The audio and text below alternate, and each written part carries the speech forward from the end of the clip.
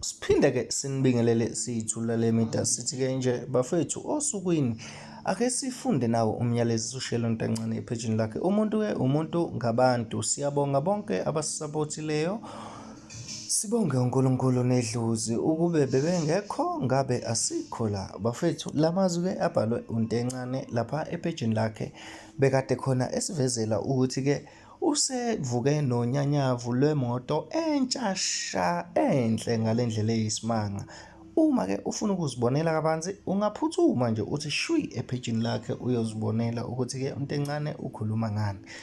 uNkulunkulu-ke ubonga ukuthi uNkulunkulu usemsizile-ke kakhulu nedlozi lakhe selimsizile ukuthi indlela seyihambile usehamba waze wafika la.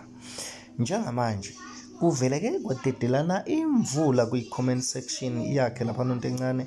Abantu-ke belokhu bethe congratulations, congratulations, congratulations, congratulations, congratulations, congratulations. Bafethu nathi siyithula le mida sithi-ke siyambongisa uNtencane-ke ngokuvuka ngemoto enhla kangaka entshasha. Sicela-ke uNkulunkulu aze amsize, amgcine, amfihle, ambiyele kuzo zonke izimo abhekana nazo, awine kuzo zonke izimo abhekana nazo, ehleze ephuma phambili. Sithi-ke bafowethu njengama-artist asemzansi konke okuhle akwenzayo kuhleze kwenzeka phambi kobuso bethu. Siyaku-congratulate-ke mfoka Tencane, sithi nje mfokakithi uze uyiphathe kahle nawe lapho ukhona, njengoba wawushilo nasengomeni uthi-ke bekuphathe kahle ngoba bayakusabawela abanye.